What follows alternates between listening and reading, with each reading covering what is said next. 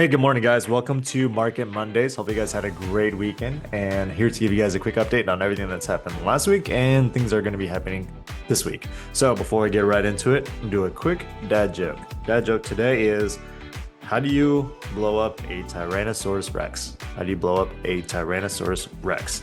With dynamite. Get it? Dynamite. All right, so getting right into it.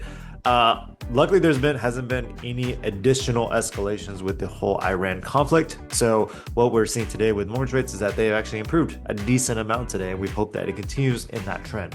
There have been notes from the president that they're trying to make this conflict as limited as possible. So they're trying to make this, hopefully figure this stuff out very, very soon. But where it's been about 2 weeks of just nonstop increase in mortgage rates every single day. So today's have been a really good day in seeing mortgage rates improve, and hopefully it stays that way and continues to improve over this next week as they hopefully resolve this Iran conflict. Another note that came out just recently is that the media has noted that the median home buyer age has gone up. Originally it was around 33, 34 years old. Now it's at 40. Now, I would take this with a grain of salt because one of the things you have to consider with the NAR, that number the NAR put out is how they got that information. Keep in mind, it's about a 3.5% response rate for all the people they've asked, and it's a 120 question survey. So not a lot of people are going to fill that information out, and there's a huge margin for error, right? So it's almost like 96% and a half of people that did not fill out this survey.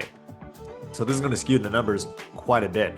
The other piece is that it's only going through June of last year. So they didn't account for all the rates coming down after June, which allowed for younger people to buy homes at the last half of last year. So naturally, yeah, if you are more well established, generally you are, as an adult, you get more established, you make more money as time goes on. That makes sense that the people who are older can weather the storm of a higher interest rate and be able to afford that and then be able to refinance. And it makes sense that people who are younger, who generally don't make as much money as older people do, can't buy as much. So, but it's very skewed. That's the other tough thing. There's only 3.5% of the people that bought a home, at least first-time buyers, filled out the survey.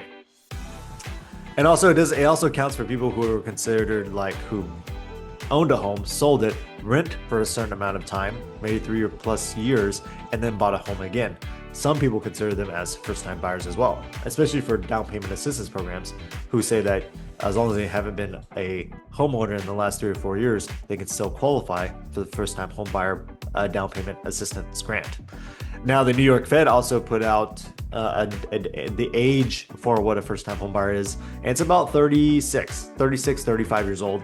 Now, what they look at is the credit history of buyers, which is a really good way of looking at it. However, it excludes cash buyers. So you only get your credit pulled if you are getting financing. So if you're not including cash buyers, which it kind of makes sense, and also people who have inherited homes.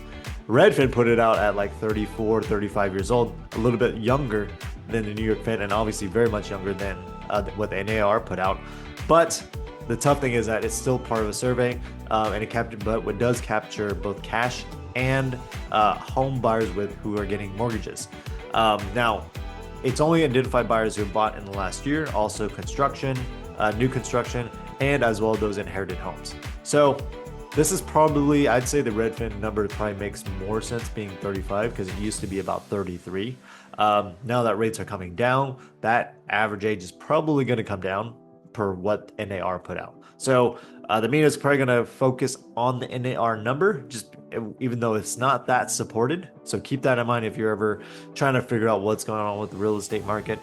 That's probably would take the NAR number with a huge grain of salt, because that's probably a temporary timeline. So just to give you guys an idea of what the data that's being put out there, you want to make sure that, is it really that, and how are they getting that information?